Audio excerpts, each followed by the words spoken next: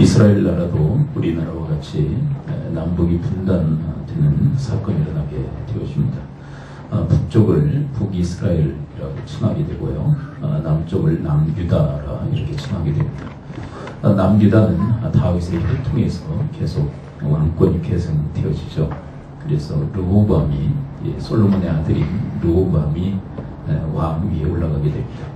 근데 북이스라엘은 이제 본문에서 소개되고 있는 인물인 여로보암이 첫 임금으로 세움을 받게 되어지죠. 그것은 하나님께 받은 은혜이며 또 영광이 아닐 수가 없죠. 그러나 이 여로보암의 인생의 행로를 보게 되면 이 하나님의 은혜와는 부합하지 않는 그 은혜에 배반하는 그런 인생의 행보를 걷는 모습을 확인하게 되어집니다. 무엇보다도 그의 인생의 첫 단추가 잘못 끼워지기 시작한다는 것을 이 본문을 통해서 우리가 알 수 있게 되어지는데요. 첫 단추가 잘못 끼워지니까 계속 두 번째, 세 번째 단추도 잘못 끼워지는 것들을 확인하게 되어지죠.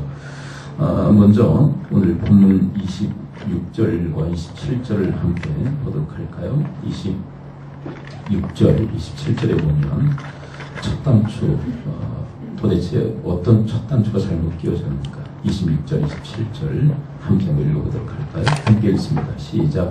그의 마음이 스스로 이르기를 나가 이제 다윗의 집으로 돌아가리라. 만일 이 백성이 예루살렘에 있는 여호와 성전에 제사를 드리고자 올라가면 이 백성이 왕이 유다 왕 된 그들의 주 르호보암에게로 돌아가서 나를 죽이고 유다 왕 르호보암에게로 돌아가리라. 이 본문 26절에서 이렇게 시작되어져 있죠. 그의 마음에 스스로 이르기를, 자기 자신에게 이르렀다라고 이야기를 하죠. 자기에게 말을 한 거죠. 이것을 성경적으로 표현한다면 자기 예언을 했다라고 이렇게 표현할 수 있어요. 자기 예언. 사람들은 자기에게 예언을 하거든요. 근데 이 예언의 내용을 여러분과 같이 읽었는데 자기 예언의 이 내용이 너무 부정적이죠. 백성들이 자기를 해하고 자기를 죽이고 르호보암에게로 돌아갈 것이다. 남유다로, 성전이 있는 남유다 땅으로 다 돌아갈 것이다. 그렇게 자기 예언이 너무나도 부정적으로 선포되어지고 있다는 것입니다. 여러분, 지금 우리 그 시대에 청년 세대가 자기 예언이 너무 부정적인 세대라고 그렇게 일컬음을 받습니다. 자기 자신에 대해서 너무 부정적 예언들을 한다는 거죠. 근데 거기서 끝나면 괜찮은데 아까도 말씀드렸죠. 첫 단추가 잘못 끼워지면 계속 단추가 잘못 끼워진다. 청년 세대가 자기 자신에 대해서 부정적 예언을 하고 그것이 맞다는 것을 증명하는 세대라는 것이에요. 많은 그 부정적 예언들이 있는데 그것을 뭐 이 시간에 회자할 필요는 없고요. 그 모든 것을 함축해서 얘기한다면 희망이 없다는 것이에요. 청년들이 자기 자신에 대해서 뭐라고 이야기하느냐면 희망이 없는 세대다. 그리고 자신의 인생을 그렇게 만들어간다는 거죠. 그런데 여러분, 이 자기 예언이 부정적으로 선포되어지는 것이 왜 문제가 되느냐면 자기 스스로가 그것을 증명해 가는 것도 문제지만 자기가 선포한 대로 자신의 인생이, 자신의 운명이 결정되어진다는 것이에요. 여러분, 우리가 민수기 13장과 14장에 그 이스라엘 민족의 운명이 결정되는 중요한 사건을 우리는 너무 잘 기억하고 있죠. 백성들이 밤을 새워가며 곡을 하죠. 우리는 이제 다 끝났다. 우리는 다 죽을 수밖에 없다. 가나안 땅에 들어갈 수 없다. 그런데 하나님께서 그들의 그 고백처럼 자기 예언에 따라서 그들의 인생을 그렇게 만들어 버리시는 것을 확인하게 되었어요. 그래서 민수기 14장 28절에서 뭐라고 이야기하십니까? 나의 삶을 가리켜 맹세하노니 너희 말이 내 귀에 들리는 대로 내가 너희에게 행하리라. 너희들 자신에 대해서 그렇게 부정적 예언을 했으니까 그렇게 되도록 만들어 버리시겠다라고 그렇게 말씀하시는 거예요. 그래서 20세 이상, 20세 미만은 인격적으로 책임질 나이로 보지 않으신 거죠. 20세 이상 너희들 고백한 대로 가나안 땅에 들어가지 못하도록 만들고 있다. 이 광야에서 죽게 하시겠다라고 주님께서 말씀하십니다. 여러분, 저는 바라기는 환경이 너무 힘들고 어렵다 할지라도 희망이 없다, 뭐 그런 식으로 자기 인생에 대해서 부정적으로 예언하지 않게 되기를 축원을 드립니다. 우리 특별히 우리 청년 세대, 우리 뭐 청소년까지도 다 포함해서 이 시대의 흐름에 따라서 맞아 희망이 없어. 뭐 M4 세대, 지금은 뭐 5포 세대까지 나왔더라고요. 그것에 대해서 뭐 세밀하게 저는 이야기하고 싶지 않아요. 희망이 없다, 희망이 없다. 어떤 뭐 최모 씨는 인문학 그 강사인데 공중파나 그리고 뭐 종편 방송에서 나와서 우리 젊은 세대에 대해서 희망이 없다. 이유가 뭐냐? 그런 것들을 나열하더라고요. 그래서 아주 그 사람 제가 싫어요. 여러분, 자기가 자기 자신에 대해서 부정적 예언을 하면 자기 스스로가 그것을 증명해 갈 뿐만 아니라 하나님이 그것을 듣고 계시다는 사실을 기억해야 돼요. 여러분 자신에 대해서 청년 세대뿐만 아니라 모든 세대가 자기 자신에 대해서 부정적 예언을 경계하고 그 말 짓게 되기를 축원드립니다. 그렇다면 여러분 무엇으로 자기 예언을 해야 될까요? 뭐 부정의 반대 긍정으로 예언하면 됩니까? 그런 얘기가 아니라 여러분 부정의 반대는 긍정이 아니라 이런 부정적 예언의 반대는 하나님 말씀으로 예언하는 거예요. 그러면 따라서 한번 고백해 봅니다. 말씀으로 예언하자. 그래서 말씀으로 예언합니다. 여러분 여로보암에게 하나님 말씀이 임하지 않았을까요? 그래서 이토록 부정적 자기 예언을 하는 것일까요? 아니에요. 여러분 11장에 가서 보게 되면 하나님께서 여로보암에게 말씀하신 말씀이 있었어요.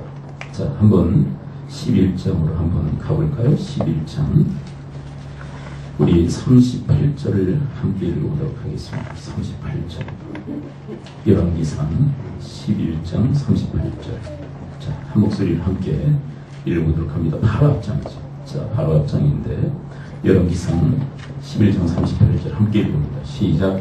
만일 내가 명령한 모든 일에 순종하고 내 길로 행하며 내 은혜에 합당한 일을 하며 내 종 다윗의 행함을 같이 내 율례와 명령을 지키며 내가 너와 함께 있어 내가 다윗을 위하여 세운 것 같이 너를 위하여 견고한 집을 세우고 이스라엘을 내게 주리라. 이것은 누구에게 하신 말씀이에요? 여러분에게 하신 말씀이에요. 네가 순종하며 나를 따르며 다윗과 같이 행하며 내가 다윗의 그 집안을 견고하게 세워주고 하나님께서 보장해 주셨던 것처럼 너에게도 그렇게 해주시겠다는 거예요. 그런데 이 선포된 하나님 말씀을 아랑곳하지 않고 그냥 자기 멋대로 자기 마음대로 자기 자신에 대해서 부정적 예언을 일삼는 것이에요. 여러분 하나님 말씀을 무시하는 자들에게 임하는 가장 무서운 재앙이 뭔지 아십니까? 하나님 말씀으로 예언하지 못한다는 것이에요. 다시요. 여러분 하나님 말씀을 무시하는 자들에게 가장 비극적으로 임하는 저주가 있다면 말씀으로 예언하지 못한다는 것. 여러분 그렇지만 여러분 하나님 말씀을 존중하는 다윗은 어떻습니까? 말씀을 존중하는 다윗은 하나님 말씀으로 예언을 해요. 여러분 말씀을 존중하는 자들에게 주시는 가장 큰 복이 있다면 말씀으로 자기에게 예언한다는 것입니다. 여러분들 가운데 그런 말씀에 존중함이 있을 수 있게 되기를 축원드립니다. 말씀을 너무 소중히 여기는 다윗, 말씀을 늘 청정했던 다윗은 하나님 말씀으로 예언을 합니다. 여러분 그에 대한 그 기사가요 사무엘하 7장에 기록되어 있는데 한번 들어보세요. 하나님께서 다윗에게 하셨던 말씀. 전에 내가 사사에게 명령하여 내 백성 이스라엘을 다스리던 때와 같이 아니하게 하고 너를 모든 원수에게서 벗어나 편히 쉬게 하리라. 여호와가 또 내게 이르노니 여호와가 너를 위하여 집을 짓고. 무슨 얘기냐면 내가 너의 집안을 세워주겠다는 거야. 너의 집안을 세워주시겠다. 놀라운 축복의 말씀 아닙니까? 그런데 하나님 말씀을 존중히 여기고 청중했던 이 다윗은 그 하나님 말씀을 그대로 받아 하나님 앞에 기도하며 자기 예언을 해요. 뭐라고 고백하는지 한번 들어보세요. 사무엘하 7장 25절입니다. 말씀하신 대로 행하사. 26절 사람이 영원히 주의 이름을 크게 높여 이르기를 만군의 여호와는 이스라엘의 하나님이라 하게 하옵시며 주의 종 다윗의 집이 주 앞에 견고하게 하옵소서. 내가 너의 집안을 견고히 세워주겠다라고 하는 그 말씀을 그대로 받아 그 말씀을 기도로 주님 앞에 아뢰일 뿐만 아니라 그것을 자기 예언으로 선포하고 있다는 거예요. 그렇습니다. 주님, 저희 집안을 견고하게 세워주옵소서. 여러분 이렇게 말씀을 존중하는 다윗과 같은 인생이 되어지시기를 축원을 드립니다. 여러분 여호수아 갈렙 아까 민수기 13장과 14장의 말씀을 함께 회자했었죠. 백성들 모두가 자기 예언이 부정적이었어요. 다 죽을 수밖에 없고 끝났다. 그러나 여호수아 갈렙만은 하나님 말씀을 기반으로 한 자기 예언을 하죠. 하나님을 기반으로 한 예언을 해요. 환경이 아무리 열악하고 힘들다 할지라도 하나님께서 우리와 함께 하십니다. 그리고 하나님께서 약속하셨으므로 반드시 가나안 땅에 들어갈 수 있다 라고 하는 고백을 합니다. 여러분, 여러분과 저의 인생 속에도 말씀을 기반으로 한 그리고 하나님을 기반으로 한 자기 예언이 선포되어질 수 있게 되기를 축원드립니다. 그런데 말씀으로 자기 예언을 하는 자 누구라고 했습니까? 말씀을 존중히 여기는 자만이 말씀을 통해서 자기 예언이 가능해요. 여러분 이 말씀은 지난 새벽 기도 시간에 이 본문을 이미 다뤘던 내용이에요. 본문의 말씀. 근데 이번에 지금 우리가 교회 편 예배와 관련돼서 이 말씀을 다시 오늘 리바이벌 하는 거예요. 다시 전하는 거예요. 이게 정확히 화요일날 말씀을 전했습니다. 새벽. 여러분 새벽에 말씀의 축제가 있어요. 말씀의 잔치가 있어요. 하나님께서 말씀의 은혜를 우리에게 부어주고 계세요. 새벽에 나오시기를 축복합니다. 네. 거룩한 습관이 우리 안에 되어요. 언젠간 되겠지. 죽을 때까지 안 됩니다. 언젠간 되는 게 아니에요. 나의 의지적 결단이 필요한 거예요. 그리고 얼마 하다가 중단하고 또 하다가 중단하고 그러지 말고 좀 지속적으로.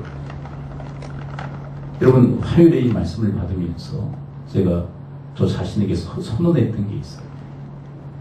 선언한 게 뭐냐면 아내가 듣고는 코숨 칠지 모르고 우리 애들이 듣고는 기가 막혀 할지 모르겠지만 저는 이렇게 선포를 했습니다.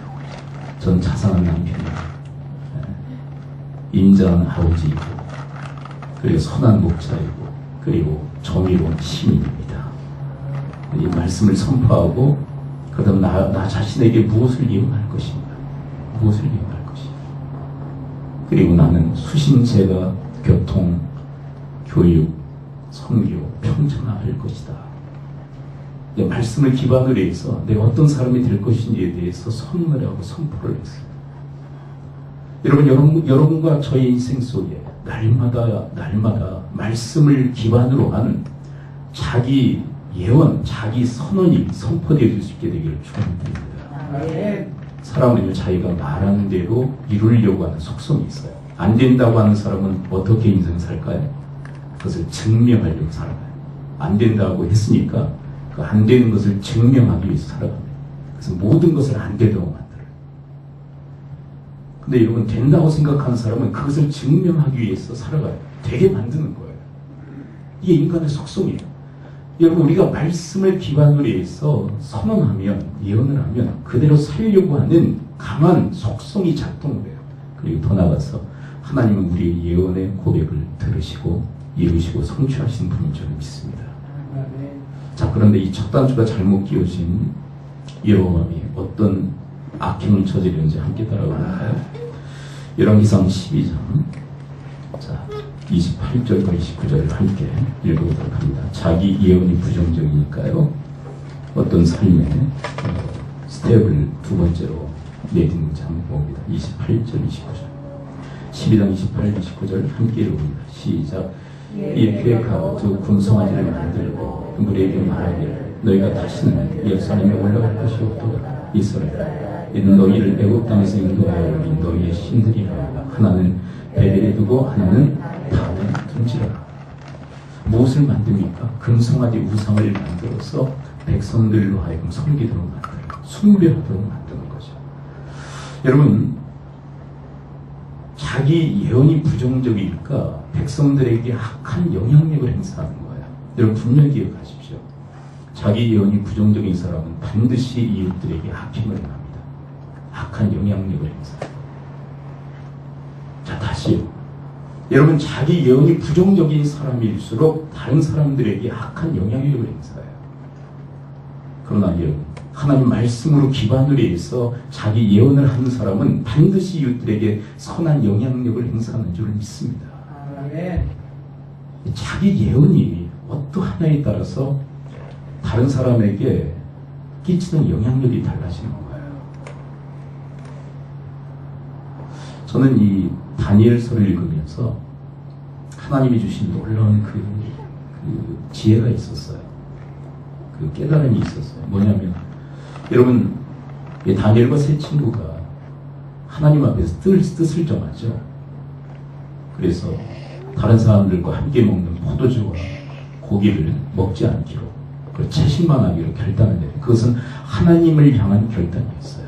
근데 그들에게 하나님께서 어떤 복을 주십니까? 10배나 더하는, 그 또래 아이들과는 비교도 되지 않는 10배나 더하는 지혜를 허락하셨다라는 그런 말씀이 있어요. 근데 저는요, 처음에 그것을 읽었을 때는, 이야, 경쟁의 우위를 차지하도록 하나님께서 만드셨구나. 그건 누구도 추정을 불허할 수 있는, 다른 사람들이 도저히 경쟁할 수 없는 어떤 탑 클래스의 사람으로 만드셨구나라는 것에 좀 초점을 맞췄었어요. 근데 나중에 깨닫게 된 게 뭐냐면, 그게 아니더라고요. 경쟁에서 이기게 하시기 위해서 10배나 더하는 지혜를 주신 게 아니더라고요. 10배나 더하는 지혜는 영향력이에요. 여러분, 다니엘과 세 친구에게 10배나 더하는 지혜를 주셨다는 것은 그 사회에 10배나 더하는 선한 영향력을 행사하게 하신 것인 줄 믿습니다. 하나님은 세상 사람들과 경쟁에서 이기는 사람 되기를 바라시는 게 아니에요. 그것은 기본인 줄 믿습니다. 그것은 매짐으로 깔고 가는 거예요. 기본으로 깔고 가는 거예요. 아둥바둥 살아남기 위해서 세상 사람들과 경쟁에서 이기려고 하는 존재들이 우리가 아니에요.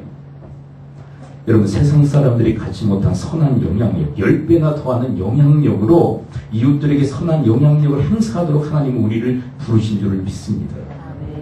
그래서 10배나 더하는 지혜를 허락하신 거예요. 우리에게도 남다른 하나님의 능력을 허락하시는 줄 믿습니다. 그 중에 으뜸이 뭐냐면, 자기 예언을 말씀을 할 수 있다는 거예요. 그 사람이 이웃들에게 선한 영향력을 행사해요. 그러나 이 부정적 자기 예언자 이 여로보암은 악행을 저질러요. 그리고 백성들로 하여금 죄악을 짓게 만들죠. 여러분, 이 본문을 한번 따라가 볼까요? 30절을 한번 곧바로 읽어보죠. 금송아지를 만들어. 30절 함께 읽어봅니다. 30절 우상을 숭배하도록 해서 결과 30 함께 읽어봅니다. 시작. 이 일이 죄가 되었습니다. 이는 백성들이 단까지 가서 그 하나님께 견제하여 하나님 백성들로 하여금 죄짓도록 만드는 거예요. 악한 예언이죠. 여러분, 자기 예언이 부정적인 사람, 잘못된 사람 반드시 악한 영향력을 행사합니다. 여로보암은 우상 숭배하는 죄를 범하도록 만들어요. 여러분이 금송아지 사건은 언제 먼저 있었죠? 광야 시대에 아론이 금송아지를 만들었죠. 백성들이 강요에 이기지 못해서 금붙이를 모아서 금송아지를 만들어요. 그리고 그것을 숭배하면서 밤새도록 광란의 축제를 엽니다. 여러분, 그 광란의 축제 성경에서 얌전히 기록되어 있죠. 완전 성적 타락의 그 처참한 몰골이었다는 것을 이야기하는 거예요. 여러분, 그 브라질의 카니발 축제가 있지 않습니까? 카니발 보셨습니까? TV에서도 가끔 그 방영을 하죠. 그 카니발 축제는 언제 있느냐면 부활절 50일 전에 있습니다. 여러분, 40일 전에 있는 것은 뭐라고 얘기하죠? 사순절. 카니발은 언제 있어요? 50일 전. 50일 전에 왜 할까요? 이제 40일 전부터는 경건의 생활을 해야 돼요. 이 가톨릭 국가거든요. 그래서 강제적으로 금식을 시켰어요. 그러니까 금식하기 전에 뭐 한 거예요? 10일간 축제를 여는 거예요. 어떻게? 마음껏 먹고 즐기자는 거예요. 뭘 위해서? 40일 금식하면서 사순절을 보내야 되니까. 근데 그 축제는 광란의 축제입니다. 카니발 축제는. 여러분, 그 카니발 축제 기간 동안에 나오는 말이 있어요. 카니발 베이비라는 말이 있어요. 카니발 베이비. 성적으로도 엄청 타락해요. 그래서 그 시기에 카니발 베이비들을 만들어냈다는 거예요. 여러분, 구약의 처음 금송아지 사건, 아벨이 만든 그 금송아지로 인해서 백성들이 완전히 타락해서 광란의 축제를 엽니다. 여러분, 요즘은 조금 덜한 건지 어떤지 모르겠어요. 대학교 축제가 어떻습니까? 대학교 축제들. 말하기도 부끄러울 정도의 광란의 축제를 열지 않습니까? 광란의 축제. 우리가 어렴풋이 알고 있는 그런 내용들, 광란의 축제를 열어요. 근데 이 우상 숭배가 그것과 연결되어져 있었다는 것이죠. 그토록 이스라엘 백성들로 하여금 타락하게 만들었던 장본인이 바로 여로보암이었다는 거예요. 여러분, 우상 숭배가 뭐죠? 우상 숭배가? 우상 숭배는 하나님의 자리에 다른 것을 올려놓는 것이 우상 숭배입니다. 하나님보다 더 귀히 여기는 게 우상 숭배예요. 그래서 여러분, 지금 이 시대에도 우상 숭배자들이 너무 많아요. 근데 더 심각한 문제는 뭐냐면 교회 안에 있는 성도들도 우상을 숭배하고 있다는 거예요. 우상을. 하나님이 이 우상 숭배를 가장 싫어하십니다. 한번 따라서 고백합니다. 하나님이 우상 숭배를 가장 싫어하신다. 가장 싫어하세요. 무엇과도 같으냐? 주님께서 얘기하십니다. 그것은 영적인 가늠과도 같다. 남편을 두고 아내가 다른 남자와 바람을 피는 것과 같다. 그렇게 얘기하세요. 그러니까 하나님을 당신은 뭐라고 표현하시는 거예요? 난 남편. 너희 백성들은 내 아내. 그런데 우상 숭배하는 것은 바람을 피는 것 같다. 그래서 영적 가늠이다. 나는 질투한다라고 하세요. 싫어한다. 얼마나 싫어하시는지 그것을 질투하신다고 얘기하세요. 그런데 이 시대에 많은 성도들도, 많은 교인들도 우상 숭배를 해요. 여러분, 이 시대에 대표적 우상 숭배 몇 가지만 소개한다면 자식들을 우상으로 숭배합니다. 자식들을 이 시대에 한둘밖에 낳지 않으니까 너무 귀해요. 귀한 것 같죠. 우리 부모들의 생명보다 귀하죠. 근데 하나님보다 귀할 수는 없죠. 근데 많은 부모들이 자식들을 하나님보다 더 귀히 여기는 거예요. 그래서 우상으로 숭배하는 거예요. 그런데 여러분, 이 자식들을 하나님보다 귀히 여기는 것은 무슨 의도냐면 자식들이 잘 되기를 바라는 거예요. 그런데 분명히 기억하십시오. 하나님보다 귀히 여기는 자식들은 잘 되질 않습니다. 여러분, 그 대표적인 인물이 엘리 아닙니까? 엘리에게 하나님께서 책망하신 게 뭐죠? 넌 너희 자식들을 나보다 더 귀히 여겼다. 근데 아버지가 이 자식 홈리와 비나스를 하나님보다 더 귀히 여기니까요, 하나님을 짓밟아요.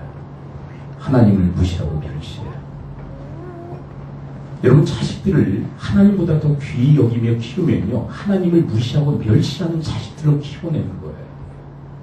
그 아이들은 밤낮 하나님과 대적하며 갈등하고 싸우며 인생을 살아갈 수밖에 없어요. 그래서 인생이 나만하지 않는 거예요. 그래서 홈리와 비나스는 한날 한시에 전쟁터에서 죽게 됩니다.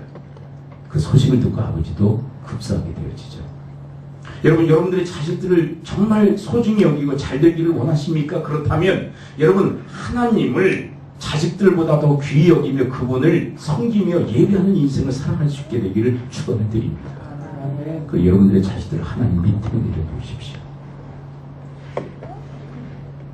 여러분들의 자식들을 너무 귀하게 하나님 밑에 내려두세요. 그래야 그 아이들의 인생을 하나님께서 책임져 주시고 보장해 주시는 줄 믿습니다. 전 시편의 그 기사 중에 이런 기사를 너무 좋아합니다. 의인의 자손은 걸식함이 없나니. 여러분, 의인은 어떤 사람들입니까? 하나님을 최고의 우선순위에 모시고 섬기는 사람.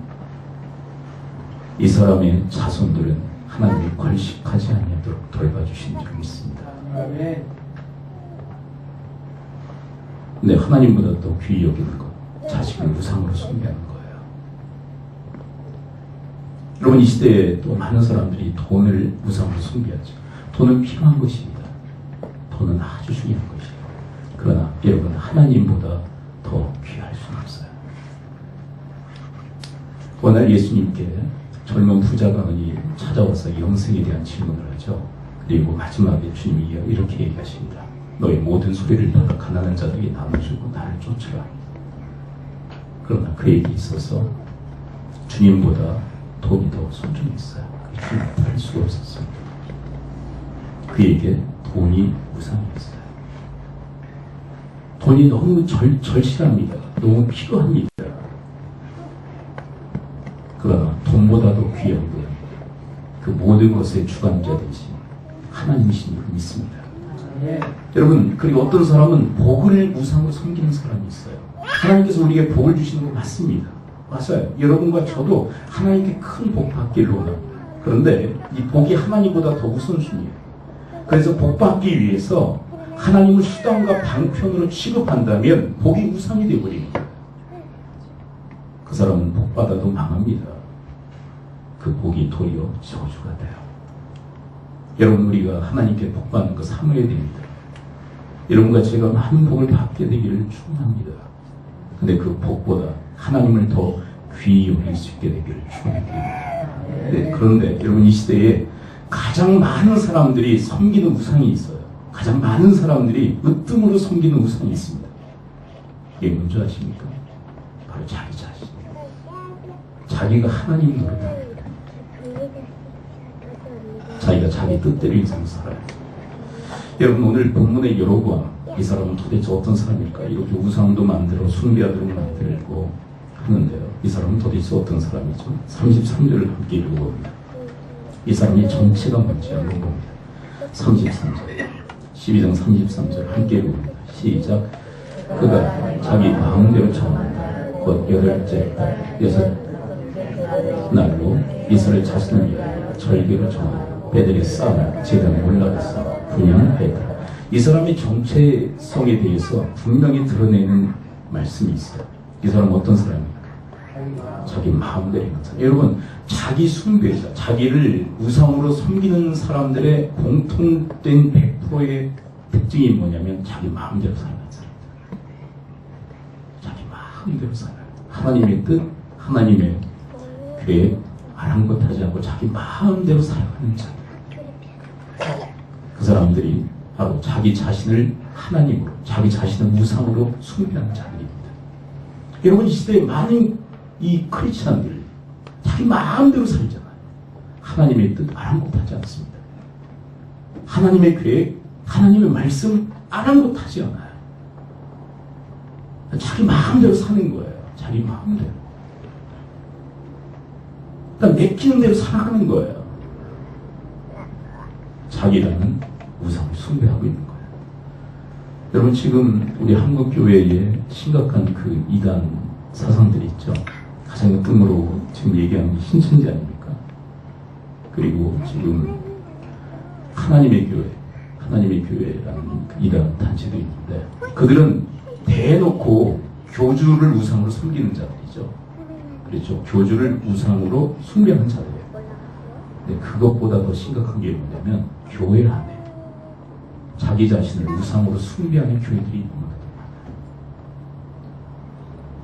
근데 저는 무엇이 더 위험천만하냐, 무엇이 더 위험하다고 생각하느냐면, 신천지나 하나님의 교회, 그 이단보다 교회 안에서 자기를 우상으로 숭배하는 자들이 더 심각하다고 생각해요. 왜요? 교회 안에 있기 때문에 뭐가 문제인지 잘 몰라요. 왜요? 포장되어 있기 때문에. 다 그럴싸합니다. 다 하나님을 제대로 섬기는 것 같아요. 잘 믿는 것 같아요.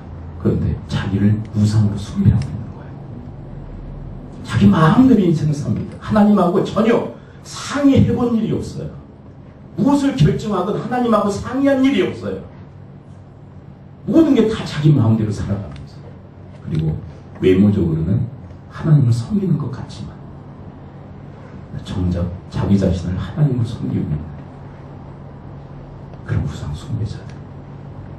여러분과 저는 자기라는 우상 숭배자가 아니라 오직 하나님으로 섬기는 여러분과 제가 될 수 있게 되기를 축원을 드립니다. 여러분, 이 쉐마로 유명한 신명기 6장 4절의 말씀 우리는 잘 기억하고 있죠. 한번 따라서 한번 우리 고백해 보도록 하겠습니다. 이스라엘아 들으라. 우리 하나님 여호와는 오직 유일한 여호와시니. 여러분 첫 일성으로 선포하신 하나님 말씀이 뭐냐면 이거예요. 하나님이 오직 유일한 하나님이시다 이거예요. 의미가 이제 이해가 되시겠죠. 여러분 하나님이 오직 우리가 섬겨야 할 유일한 하나님이신 줄을 믿습니다. 아멘. 자식들이 하나님이 아니에요. 돈도 하나님이 아니에요. 복도 하나님이 아니에요. 나 자신도 하나님이 아니에요. 오직 하나님이 하나님 되셔야 할 줄을 믿습니다. 아멘. 그래야만 우리는 온전한 예배자가 될 수 있어요. 오직 하나님을 하나님으로 모셔야 기도하죠. 이 시간 우리 함께 기도하도록 하겠습니다. 기도할 때